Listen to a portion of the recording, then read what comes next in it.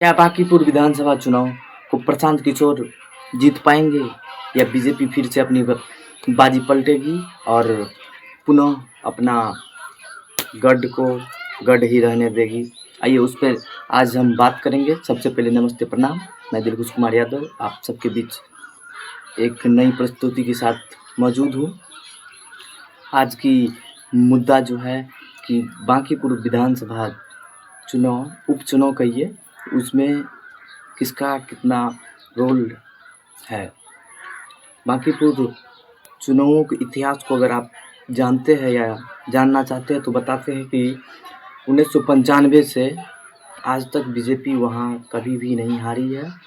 अभी पिछली चुनाव 2025 में जो विधानसभा चुनाव वहाँ पे हुआ है, वहाँ पर बीजेपी को पूर्ण बहुमत की अखंड प्रचंड जीत मिली थी।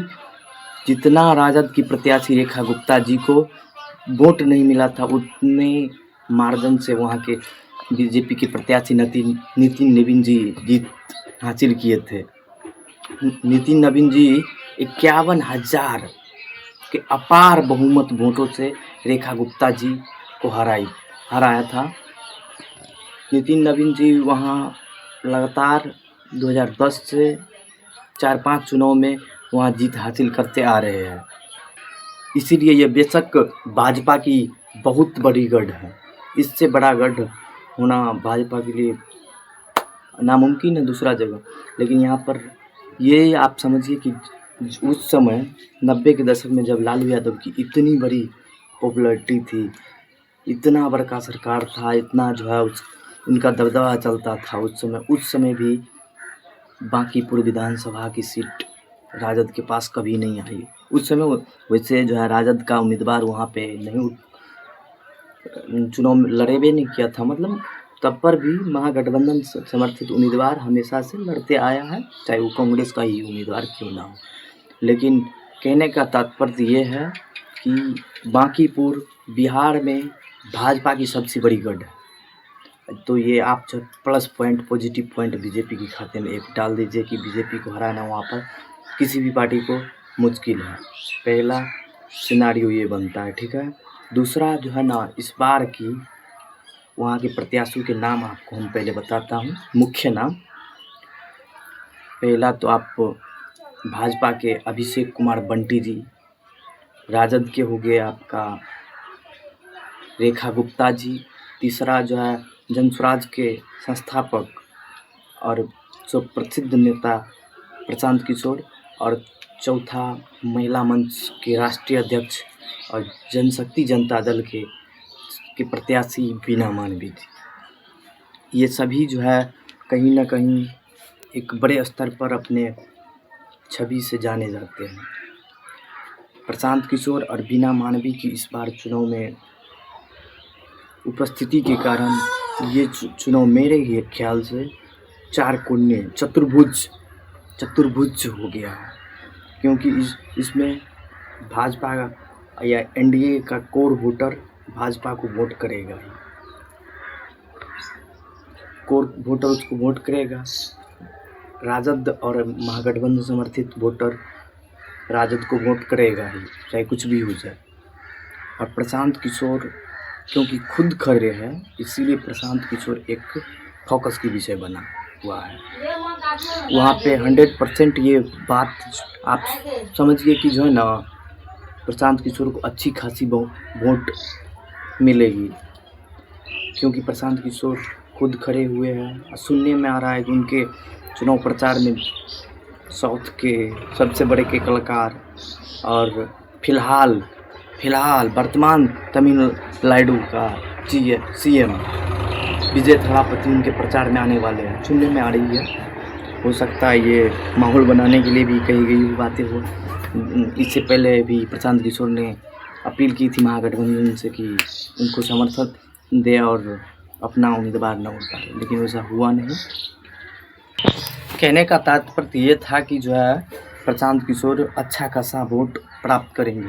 बीना मानवी जी महिला मंच के राष्ट्रीय अध्यक्ष और जनशक्ति जनता दल तेज प्रताप यादव की पार्टी से है, इसीलिए उन्हें भी वोट कुछ न कुछ मिलेगा ही। और कुछ वोट की बात है तो जो भी प्रत्याशी अपना नामांकन कर देते हैं उसको चाहे भले ही 100 वोट मिले, 5 वोट मिले, मिलेगा तो ज़रूर है भाई। तो कहने का तात्पर्य ये है कि ये चुनाव चतुर्भुज है। अब मेरे मूल्यांकन और मेरे जो है विश्लेषण के अनुसार मैं अपने पॉइंट को इस प्रकार रखना चाहता हूँ। मैं इस चुनाव को इस व्यू से देखता हूँ कि जो है ना, ये ना तो कोई बड़ी चुनाव है और ना ही कोई इससे प्रभाव पड़ना है बिहार में, ना ही केंद्र में, न किसी को कुछ मतलब नहीं है इसमें। ना बीजेपी अपना पूरे होश आवाज़ में चुनाव लड़ेगी, ना ही आरजेडी उतना दमखम दिखाएगी। बाकी मेरे ख्याल से आरजेडी को दमखम इसमें दिखाना चाहिए क्योंकि महागठबंधन की जो प्रदर्शन 2025 के चुनाव में आया था उससे काफ़ी निराशी कार्यकर्ता में भी होगा और उनका भी आत्मविश्वास थोड़ी आहत हुई भी होगी। इसीलिए अगर ये सीट बांकीपुर का रेखा गुप्ता जी राजद उम्मीदवार जीतती है तो तेजस्वी यादव और राजद समर्थक युवाओं और कार्यकर्ताओं के लिए ये अच्छी बात हो सकती है। बाकी मैं अपना विश्लेषण अब आपको समझाता हूँ। मेरा मानना यह है अभी के अकॉर्डिंग चुनाव के समय कुछ भी हो सकता है, ये बस एक विश्लेषण है। अभी ही मेरे विश्लेषण के अनुसार ये है, मैं पॉइंट बाय पॉइंट बताऊंगा। पहले आपको मैं पॉइंट बाय पॉइंट बताता हूँ। मेरे विश्लेषण के अनुसार जो है भाजपा को अपने कोर वोटर के अनुसार पिछले चुनाव 2025 में भाजपा को वहाँ पे 63% वोट मिली हुई है। आप कहीं पे भी इलेक्शन कमीशन के डाटा देख सकते हैं, 63% वोट वहाँ पर मिला है भाजपा को। तो इस हिसाब से मेरे ख्याल से कम उसको 35 से 40% वोट आसानी से मिलेगी ही। वहाँ के उम्मीदवार जो भाजपा के हैं अभिषेक कुमार बंटी जी, उनको 35-40% वोट तो आप समझिए मिलेगा ही। दूसरी सबसे बड़ी पार्टी राजद को वहाँ पे जो है मेरे ख्याल से 27 से लेकर 34% वोट मिलने की ज़्यादा उम्मीद है। बाकी हो कुछ भी सकता है, चुनाव है, बिना पेनी का लोटा कहीं भी उलट जाए। बाकी जो है अभिषेक कुमार बंटी जी को कितना बोले 35 से 40 और रेखा गुप्ता जी को जो है 27 से 34% वोट मिलने की उम्मीद है। और मैं यहाँ पे तीसरा सबसे कंटेंडर, सबसे बड़का प्रत्याशी प्रशांत किशोर को मानता हूँ। और मेरी जो विश्लेषण है, मैंने जहाँ तक ग्राउंड रिपोर्ट देखा हूँ उस हिसाब से मेरे ख्याल से प्रशांत किशोर की यहाँ पर 15 से 20% वोट मिलेगी। बाकी ये केवल संभावनाएं हैं, हकीकत कुछ और हो सकती है। चुनावी माहौल मिनटों में भी बदल सकती है। जब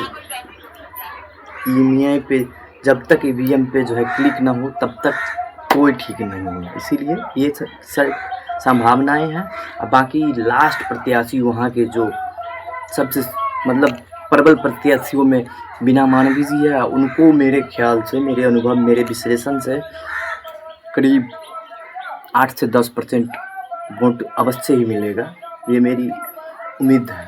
उस हिसाब से देख लीजिए तो अगर 35-40% उसको वोट मिलता है, क्या नाम है, अभिषेक कुमार बंटी जी को 35 से 40 के बीच में, तो चलिए 35-40 मान लेते फिलहाल। 27 से 34 बोला था रेखा गुप्ता जी को, तो उसमें 34 मान लीजिए 74 हो गया। मैं मैक्सिमम मान रहा हूँ, ये भी गौर कीजिएगा, ठीक है। और जो है 15 से 20% प्रशांत किशोर जी को बोले थे, उसका जो है 18% मान लीजिए तो कितना 74 और 18 हो गया आपका कितना 74, 18, 92 और 8% अगर बिना मानवी जी के मान लीजिए तो वहाँ की ऐसी सिनारियो बनती है। बस ये एक संभावना ही थी, बाद बाकी की चीज़ें बाद में देखा जाएगा। अगर प्रशांत किशोर की चांस बन सकती है, अगर वो वहाँ पे सही में थालापति आके प्रचार किए और प्रशांत किशोर मुझे लगता है कि दमखम से चुनाव लड़ेंगे, तो हो सकता है कि सबसे बड़ी पार्टी वहाँ पे निकल कर आए। बाकी सारी संभावनाएं हैं। बाकी इन सारे मुद्दों पे आप क्या सोचते हैं, विचारते हैं, आप अपना राय ज़रूर लिखें। और अगर हो सके तो अगर वीडियो पसंद आए तो सब्सक्राइब शेयर कीजिएगा। बाकी मिलते हैं अलग किसी दिलचस्प वीडियो में। नमस्ते, प्रणाम। मैं दिलखुश कुमार यादव। ठीक है, मिलते हैं, बाय।